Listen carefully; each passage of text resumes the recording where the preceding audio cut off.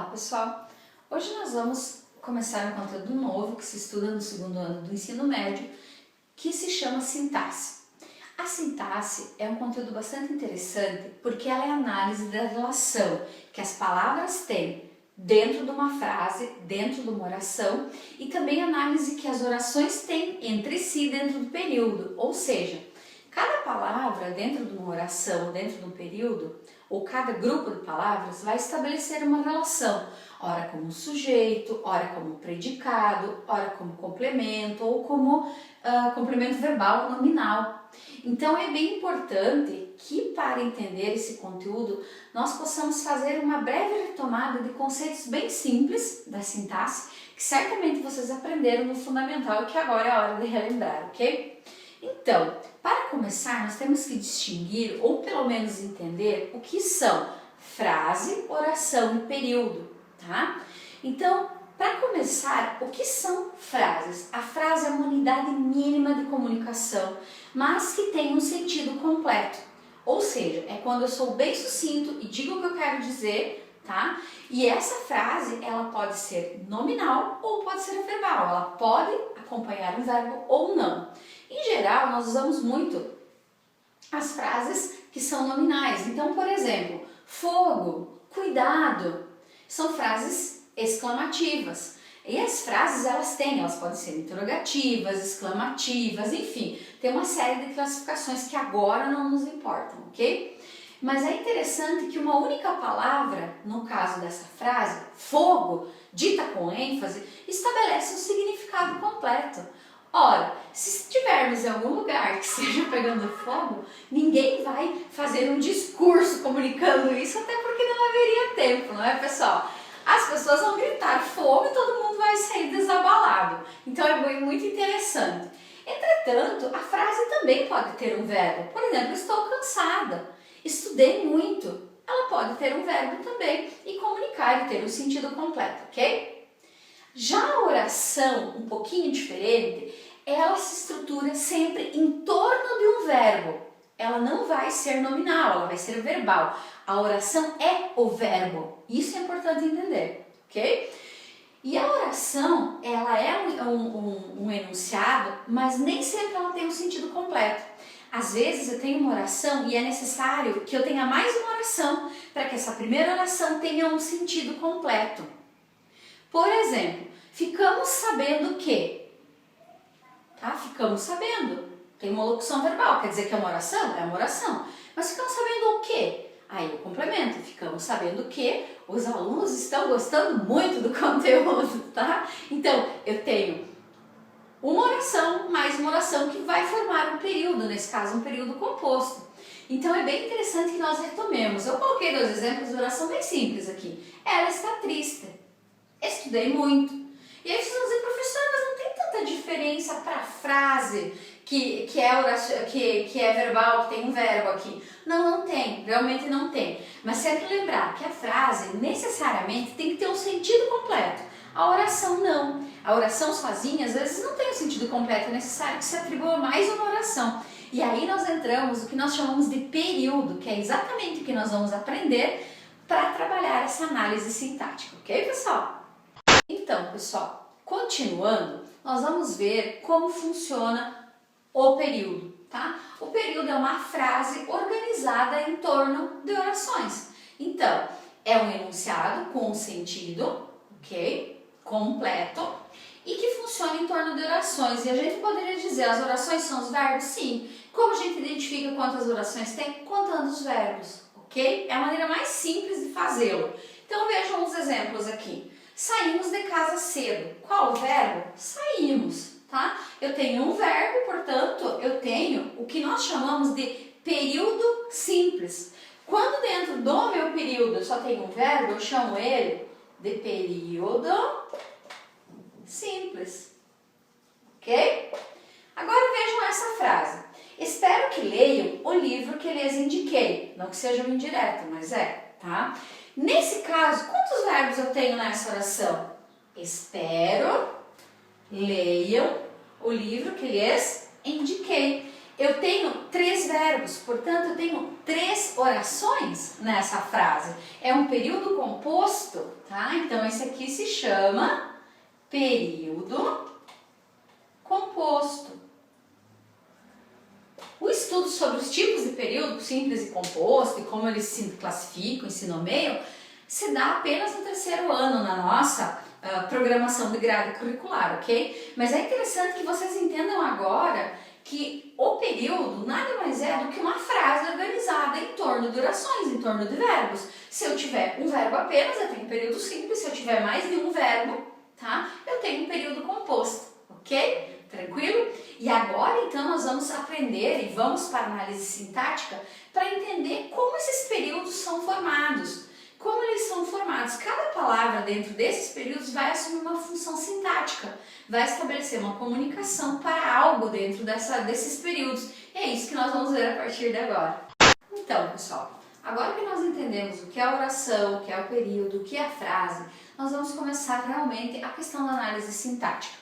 Para isso é importante que nós saibamos que existem dois tipos de termos na oração: os termos essenciais e os termos acessórios. Os termos essenciais são aqueles que constituem a oração em si e que, portanto, devem estar presentes ou ao menos subentendidos. Então vamos lá. O primeiro termo essencial é o sujeito da oração. Toda oração tem um sujeito. Eles vão dizer, professora, mas o que é o sujeito da oração?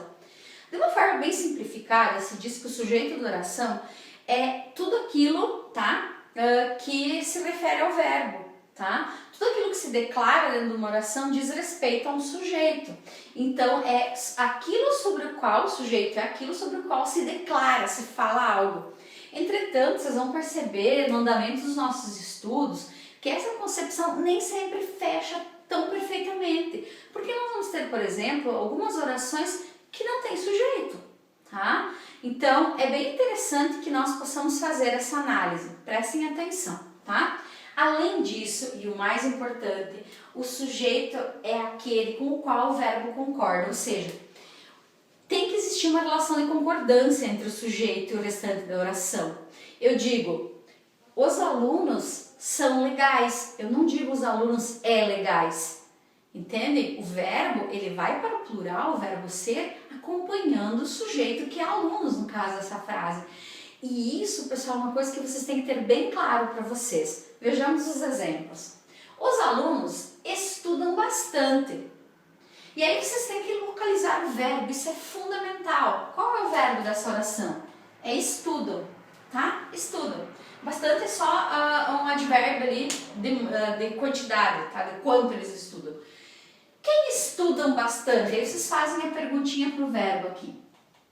Quem estudam bastante? A resposta, evidentemente, os alunos. Os alunos é o sujeito dessa oração. E aí a gente depois vai entrar na análise qual a palavra mais importante desse sujeito que não pode ficar fora de forma nenhuma. Alunos. Alunos estudam bastante. Se eu disser os estudam bastante, a oração não tem sentido. E lembrem-se que no estudo do período ele tem que fazer sentido.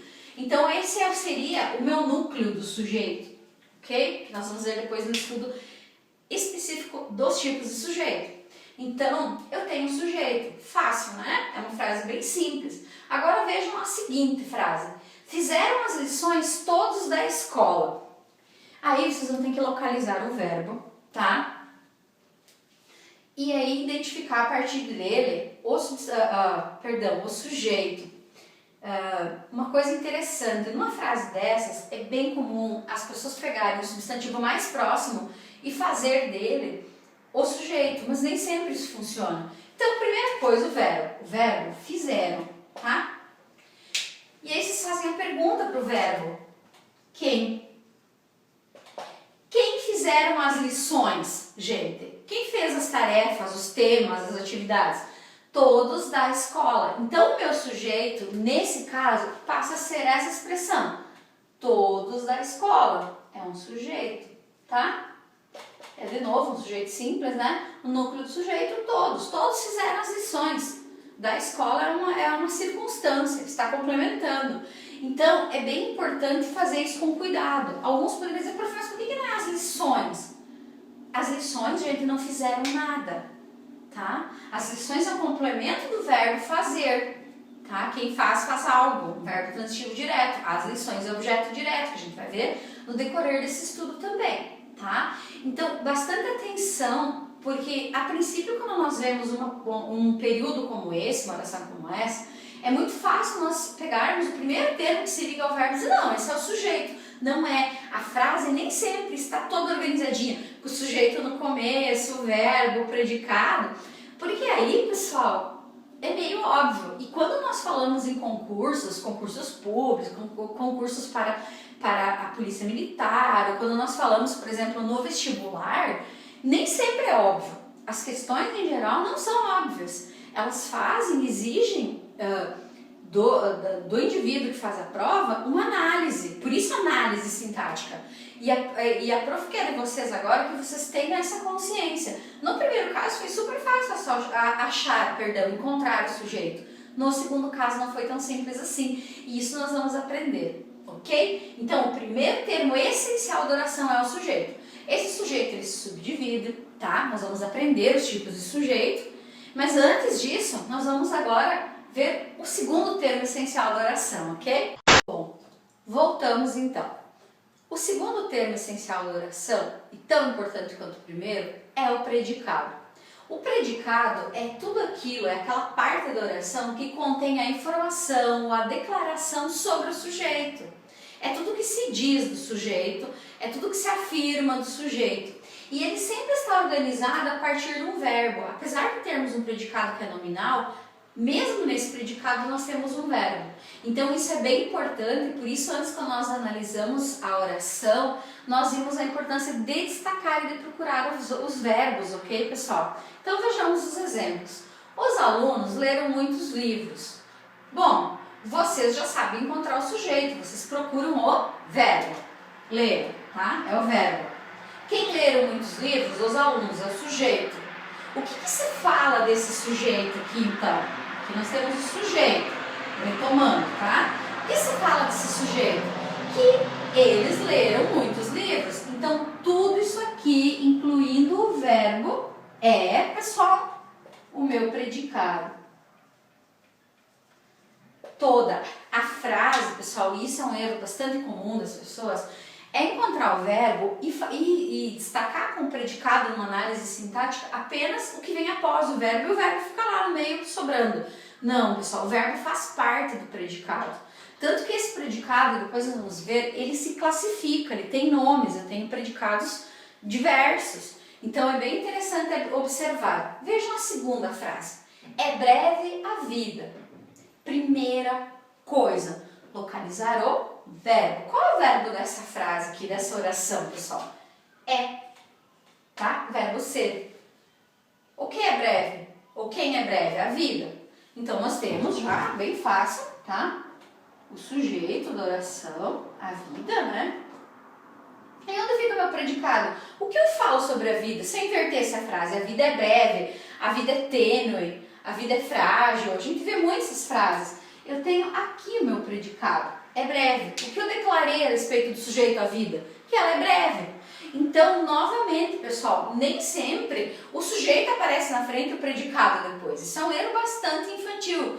Então, é interessante que vocês observem dessa forma, ok? Então, dos termos essenciais é isso, o sujeito e o predicado. E agora nós vamos passar a analisar primeiro os tipos de sujeito e depois os tipos de predicado, ok? Vamos agora então para os tipos de sujeito. Para começar, nós vamos começar com os dois mais simples, que são os sujeitos determinados, aqueles que são fáceis de encontrar e que têm uma pequena variação só devido ao número de núcleos, que são as palavras mais importantes do sujeito. Uma coisa interessante, pessoal, o sujeito sempre é formado por uma palavra substantiva, ok? Pode ser um substantivo por si próprio. A professora explicou a matéria. A professora, tá? Professora substantivo. Todos compareceram à reunião, tá? Um pronome, todos. O que mais que a prof pode lembrar dos tipos de sujeito? Então é interessante nós sempre pensarmos no sujeito como uma palavra ou um substantivo ou uma palavra substantiva, ou um pronome substantivo ou um adjetivo substantivo, alguma palavra com função substantiva na frase. que nomeia algo e sobre quem se fala. Então esse sempre vai ser o nosso núcleo. O artigo que acompanha, se tiver um adjetivo, alguma coisa, ele vai ser apenas um complemento desse sujeito. Vejamos então. O sujeito simples é o sujeito determinado, mais fácil, tá? Ele só tem um núcleo no sujeito. Você só tem uma única palavra que se refere ao sujeito. Então vejamos. Faltou-me coragem naquele momento. Quem seria o sujeito dessa frase? Lembrando, primeira coisa eu vou procurar o verbo. Faltou. Faltou a quem? A mim, né? Coragem. Então, eu tenho um verbo aqui, um verbo transitivo indireto. E aí eu pergunto, o que ou quem faltou-me naquele momento? Fácil, pessoal. Coragem, tá? Coragem aqui é meu sujeito, é um sujeito simples, só existe ele de núcleo. Ah, professora, mas isso é muito estranho, não sou eu? Eu faltou-me coragem? Não, gente, não sou eu, tá? A palavra aqui é coragem. Como eu posso identificar, no caso de uma frase assim que não é tão simples? Bom, eu faço uma inversão dela. Eu escrevo o seguinte, coragem faltou-me naquele momento. Naquele momento. Evidentemente, gente, vocês estão fazendo uma questão de vestibular ou uma questão na prova, vocês não vão escrever toda a frase novamente, mas vocês fazem isso mentalmente, ok? Coragem faltou-me naquele momento. Quem faltou-me naquele momento?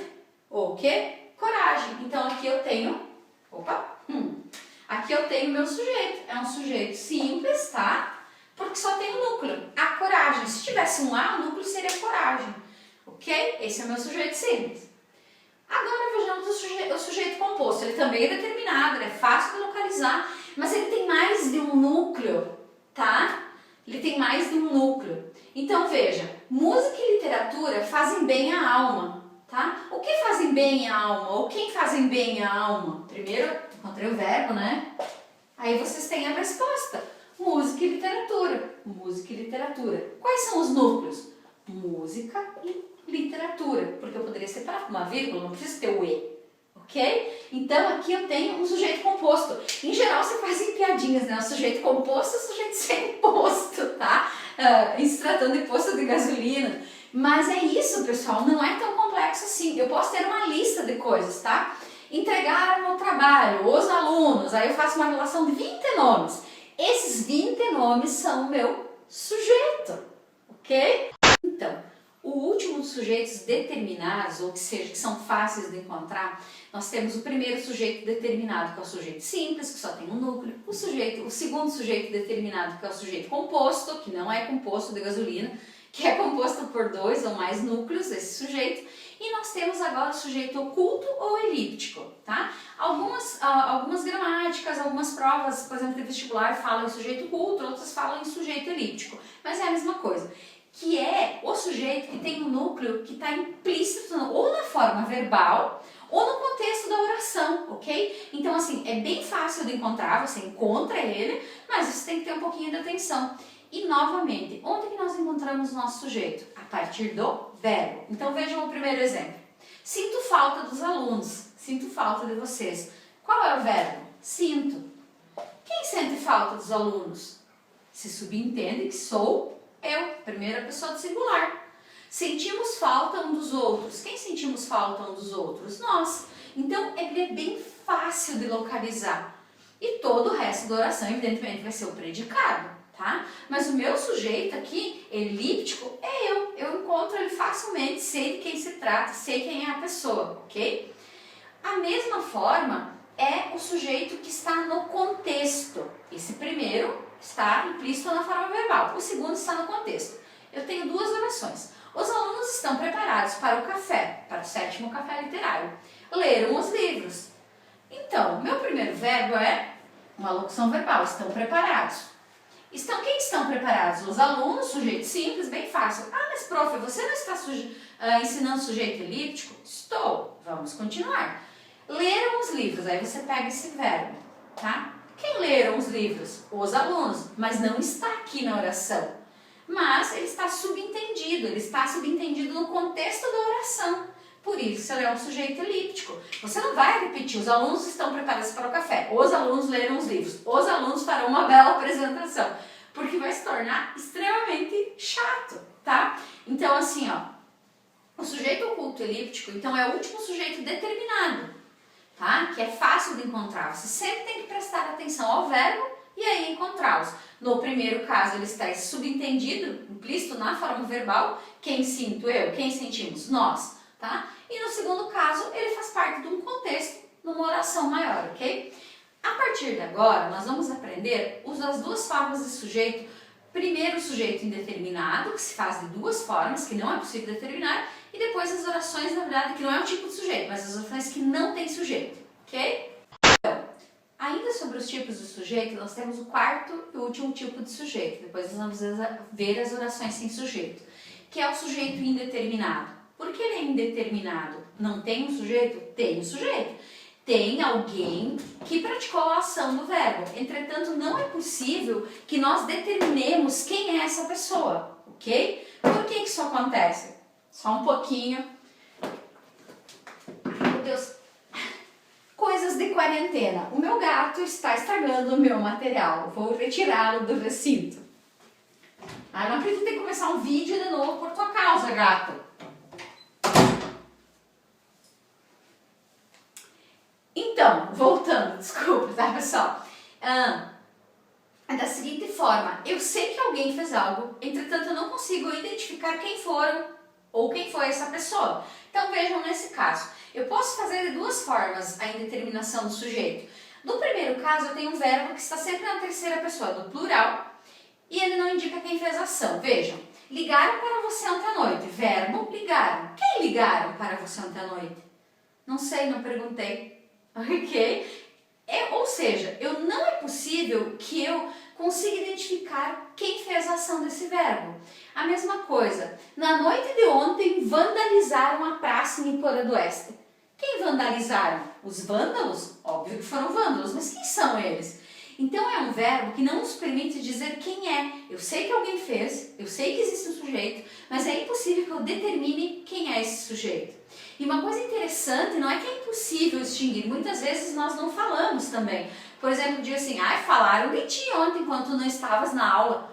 Quem falaram? Falaram! Ou seja, você sabe quem falou, mas você não entrega. Da mesma forma, é um índice de indeterminação do sujeito, quer dizer, eu não identifico quem é esse sujeito, ok?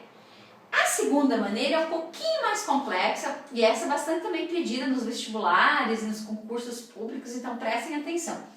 É o verbo acompanhado do pronome se como um índice de indeterminação do sujeito. Sempre vai acontecer com verbos transitivos indiretos, que são aqueles verbos que se ligam por meio de preposição. Por exemplo, eu gosto de vocês. Quem gosta, gosta de alguém ou de alguma coisa. Eu gosto de chocolate. Então, esse de é uma preposição que liga o meu verbo a um complemento. Esse é um verbo transitivo indireto. Um verbo intransitivo, que é um verbo que tem um sentido completo, se eu digo, por exemplo, ele morreu, eu não tenho que acrescentar mais nada, eu posso dar mais informações, mas o verbo já está completo em si, ok? E nos verbos de ligação, que são aqueles verbos que eles não são verbos que denotam uma ação do sujeito, eles denotam um estado do sujeito. Então, por exemplo, ela está cansada. Estar cansada não é uma ação, é um estado do sujeito. Ela ficou brava. Ficar brava, da mesma forma, pessoal, não é uma ação, é um estado do sujeito. Desculpe um pouquinho a voz da prof, porque a prof está gravando muitas horas, mexendo em vídeo, gato atrapalhando, e acontece, né? Então, esses três tipos de verbo. O verbo transitivo indireto, que precisa de preposição, o verbo intransitivo e o verbo de ligação. Quando eles acompanham o se e estão na terceira pessoa do singular, sempre eles estão na terceira pessoa do singular, vejam, ele e ela, terceira pessoa do singular. Eu também não sei a quem se refere, ok? Então vejamos. Precisa-se de professores. Bom, o verbo está aqui. Precisa-se. Quem precisa-se de professores? Eu posso inverter a frase de dizer que professores são precisos? Não, né, gente? É difícil. Então, você tem que ter um pouquinho de cuidado para não confundir com o verbo transitivo direto, que aí é uma outra história, e esse ser ele faz todo sentido e ele faz parte para a identificação do sujeito. Então vejam, se eu inverter a frase não dá certo. Eu não sei determinar quem precisa dos professores. Alguém quem? Não sei. tá? Então o verbo não me deixa nenhum recurso para descobrir quem é que precisa dos professores. Aí vocês vão dizer, professor, isso não tem lógica. Se a placa estiver em frente a uma escola, nós sabemos que a escola precisa. Ok, faz todo sentido no raciocínio. Entretanto, a escola vai ser sujeito se ela estiver escrita. A escola precisa de professores. Sujeito simples é a escola. Agora, numa placa aleatória, precisa ser de professores, eu não tenho sujeito. Por isso que não é precisam ser de professores, é precisar ser. Isso é muito importante, tá, gente? Principalmente na produção de placas, de anúncios, quando vai vender um carro, etc e tal, no nosso dia a dia, para nós evitarmos a escrita errada dessas orações. Então, nesse caso aqui, toda frase é um predicado e eu não tenho como identificar, como determinar o meu sujeito. Vejam a frase de baixo. Vive-se bem em cidades pequenas. Há controvérsias. Agora na pandemia vive-se melhor em cidades pequenas, não? Mas o verbo vive-se. Quem vive, vive. É um verbo intransitivo, não tenho que dizer mais nada, tá? Quem vive-se bem em cidades pequenas? Cidadãos de cidades pequenas vivem bem? Beleza, mas aí o verbo vai ser, o sujeito vai ser cidadão, tá? Prestem atenção que aqui eu não tenho como determinar o sujeito. Da mesma forma, em cidades pequenas vive-se bem. Posso inverter a frase tranquilamente. Ainda assim eu não sei quem vive bem. Tá? Implicitamente eu posso dizer que são os moradores, mas eu não posso colocar os moradores como sujeito. Porque talvez alguns moradores não vivam bem ou não se sintam bem. É bem interessante a análise sintática, pessoal, porque quando eu aprendi, eu lembro que tudo era super determinado, é assim porque é assim. E não se faziam esses questionamentos. Quando vocês forem estar fazendo um vestibular, por exemplo, é bem interessante pensar bem quando estiverem analisando as frases. Vejam a última. A prof inverteu ela para dar um pouquinho mais de atenção. Na adolescência, se é muito ingênuo. Quem é muito ingênuo na adolescência? Não sei. Cadê o verbo? É um verbo de ligação, é um verbo de estado. Vocês não vão ser ingênuos, ou o adolescente não vai ser ingênuo para sempre. Uma frase aleatória, tá, pessoal? Acho que vocês são bem espertos. Mas assim, na adolescência se é muito ingênuo. Quem se é muito ingênuo na adolescência? Se vocês perguntarem para o verbo, vocês não têm resposta. Então, nesse caso, o sujeito é indeterminado. E aí vocês vão dizer, prof, mas em que situações então que eu vou usar o verbo no plural e depois o ser? Tá? Vou dar um exemplo para vocês. Pense no verbo comprar. Quem compra, compra algo. É um verbo transitivo direto. Nesse caso, eu vou usar plural. Então, compram-se casas. Casas são compradas e formam a voz passiva, tá? Com o compram-se casas, eu faço uma voz passiva sintética, tá? Casas são compradas, faço uma voz passiva analítica. Isso é um outro assunto, tá? Mas a professora quer exemplificar. Nesse caso, quando for um sujeito indeterminado, o verbo fica no singular. Não é precisam ser. Aí o pessoal, precisam ser de professores, o professor está no plural. Gente, professores não é o sujeito, tá? Vivem-se bem. Combinando com cidades pequenas, impossível.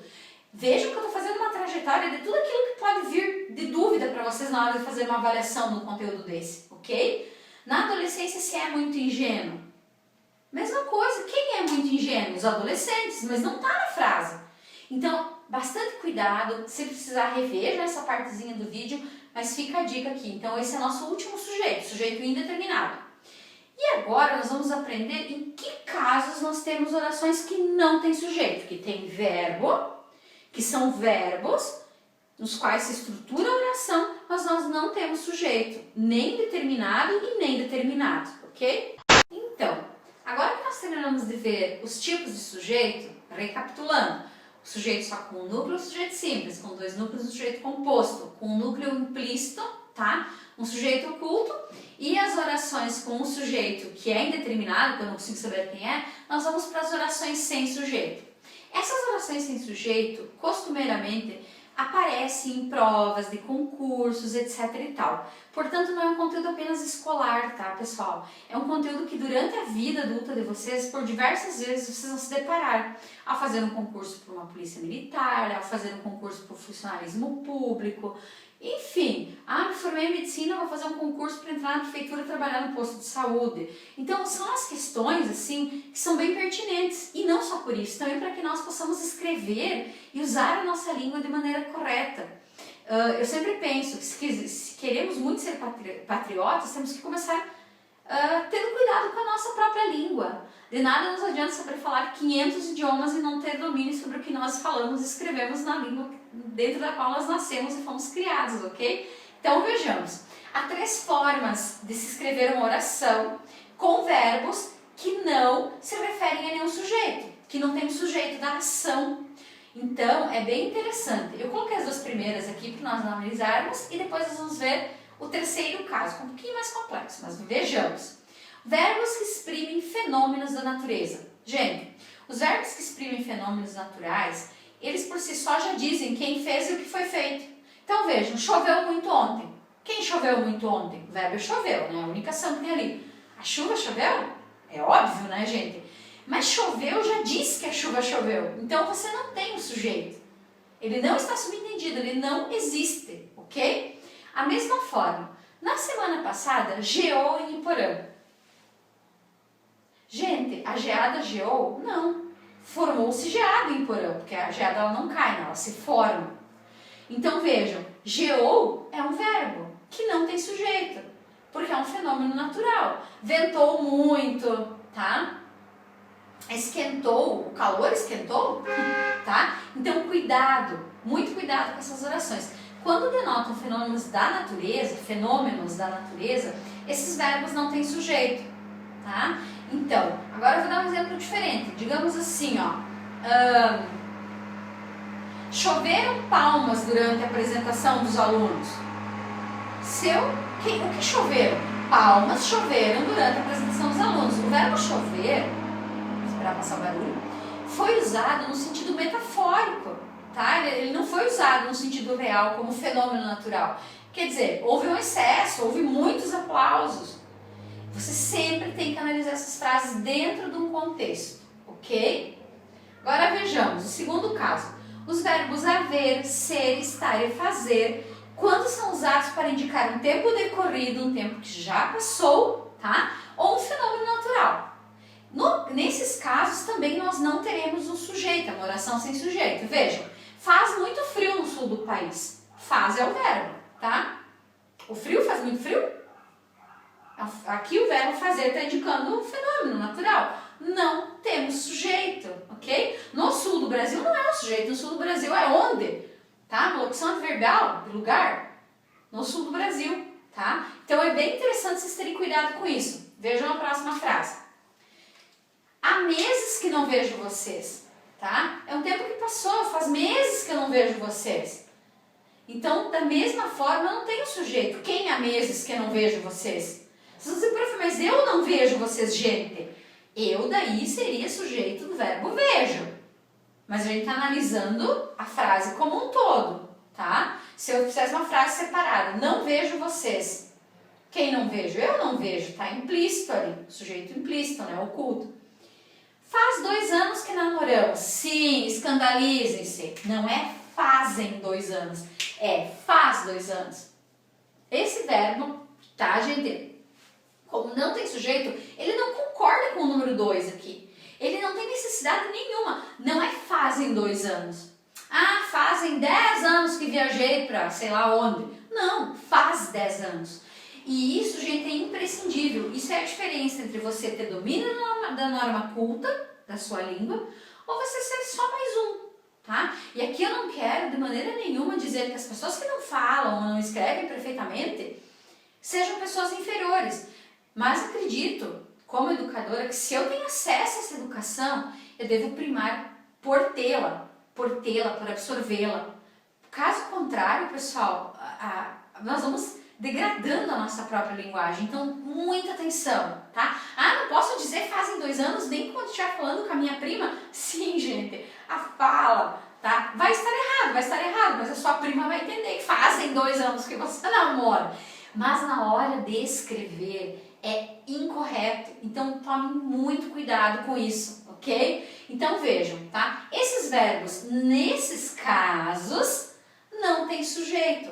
Agora vejamos o verbo faz. Ah, quer dizer que o verbo faz nunca vai ter sujeito? Gente, vai. Digamos assim, o aluno faz muito bem as suas atividades. Quem faz muito bem as suas atividades? O aluno, sujeito simples. Esse verbo fazer, no caso, ali nessa frase que eu citei de exemplo, ela tem um sujeito simples. Esse verbo tem um sujeito simples. Porque não é um fenômeno natural. É uma ação, ele faz muito bem as atividades. Então, nós temos que ter sempre bastante cuidado, tá? O verbo fazer nesse sentido, o verbo estar da mesma forma. Então, cuidado, tá? Cuidado com esses verbos e cuidado porque aí vai denotar que não há sujeito. E agora nós vamos ver só o verbo haver quando tem sentido de existir também. Aqui, então, eu quero que vocês prestem bastante atenção, tá? Na terceira alternativa da oração sem sujeito. O verbo haver. O verbo haver, quando ele significa existir ou acontecer, ele sempre é impessoal, ou seja, ele não varia, ele não vai para o plural, nunca, e ele não tem sujeito, nunca. Ah, mas eu li no livro, o livro está errado. Ah, mas eu vi no jornal, o jornal está errado. Ah, mas o apresentador tal falou, ele está errado. Tá, pessoal? E isso é fundamental e eu faço um apelo que vocês aprendam isso para mudar a maneira como esse verbo é comunicado, porque é degradante. Então vejam o seguinte, há duas razões para lermos o livro. Verbo haver no sentido de existir. Não tem como colocar esse A no plural. Se eu trocasse ele por existe, ficaria existem boas razões. Porque o existe vai concordar. Agora o verbo haver, no sentido de existir, não tem sujeito, tá? Então, outro verbo. Houve vários bate-bocas para fazer o roteiro do café literário. Espero que não haja, tá bom? Sempre há. Muito bem. Houve. Estou com o verbo no passado, ele variou para o passado, porque eu tenho ele no presente. Existiram vários bate-bocas, perdão. O verbo existir vai para o plural, mas o verbo haver não vai para o plural. Ah, na ocasião houveram muitos conflitos. Gente, não, esse verbo não vai para o plural. Nunca, never, jamais. Então, por favor, tá? Ele sempre vai ficar no singular, porque ele é impessoal, ele não tem sujeito. Então, essa oração ela não tem sujeito. Não tem, tá? A mesma coisa que uma locução verbal. Deve haver dezenas de convidados para o evento. Acho que centenas, tá? Não é devem haver. Com o verbo haver, eu não faço plural. Agora, se no lugar do haver fosse existir, tá? Devem existir dezenas de convidados para o evento, com certeza. Agora, o verbo haver não tem plural e o verbo que acompanha não vai para o plural. No caso, essas três orações, pessoal, as três orações aqui, elas são orações que não têm sujeito. Eu volto a insistir, a gente ouve muito nas mídias sociais, tá? Festa na comunidade tal, haverão pratos típicos. Gente, não, haverá pratos típicos. Houveram vários conflitos. Não, houve vários conflitos, tá? Naquela sala há muitas pessoas, eu nem tenho como dizer as, tá? Existem muitas pessoas sim, mas o a ele fica no singular e os verbos flexionados em tempo também ficam no singular. Então isso é importantíssimo em relação ao verbo haver no sentido de existir. Vocês viram que ele já apareceu antes, tá? Eu vou colocar uma tabelinha agora na lousa e para explicar isso um pouquinho melhor, principalmente com o verbo haver e o verbo fazer. Por que eu vou fazer isso? Faz parte do conteúdo? Não, não faz parte do conteúdo programático. Mas é uma coisa, pessoal, que cai frequentemente no vestibular. Então, é muito necessário que vocês aprendam e apreendam. Que vocês aprendam, que vocês entendam, que vocês aprendam, que vocês absorvam esse conteúdo para vocês, para não esquecer mais. Tudo bem? Agora eu peço de vocês um pouquinho de atenção especial, ignorem o trânsito, as confusões, tá? Dessas youtubers não originais, mas vocês prestem atenção nesse quadro que está aqui na lousa, ok, pessoal? Os verbos, esses verbos, tá? Esses verbos que são chamados, tá? Os verbos impessoais, com exceção do ser, o ser concorda sempre com o número. São 2 horas, é 1 hora.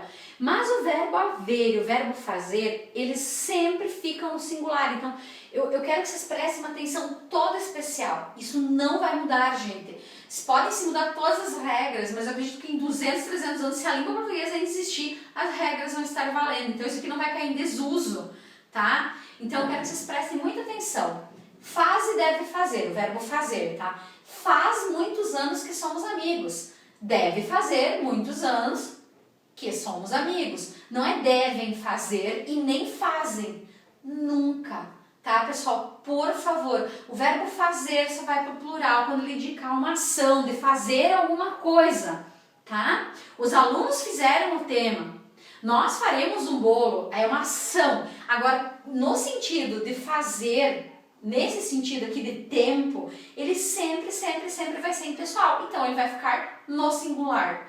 Gente, isso é uma dica valiosa, tá? Muito valiosa. Porque os alunos que eu trabalho para preparação para cursinho, por exemplo, ou para concurso, isso é uma coisa sempre, nunca aprendi isso. Garanto que aprendeu, mas não prestou atenção, porque nós, em geral, não prestamos muita atenção na escola, e depois nós pagamos cursinho para aprender o que a professora já havia dito, tá? Brincadeira, mas sério, prestem atenção. A mesma coisa acontece com o verbo haver. Então, houve, havia, perdão, aqui eu comecei com letra minúscula porque eu achei que não coubesse, mas a gente sempre inicia a frase com letra maiúscula. Há muitas pessoas interessadas em participar do projeto. Houve, no passado, muitas pessoas interessadas em participar do projeto. Nunca vai ser houveram, tá? Nunca. Depois, havia muitas pessoas interessadas em participar do projeto. Haverá, no futuro, muitas pessoas interessadas em participar do projeto. Deve ter havido muitas pessoas interessadas em participar do projeto. E, por fim, pode ter havido muitas pessoas interessadas em participar do projeto. Em todos os casos, vocês podem ver que o verbo está no singular. Ok?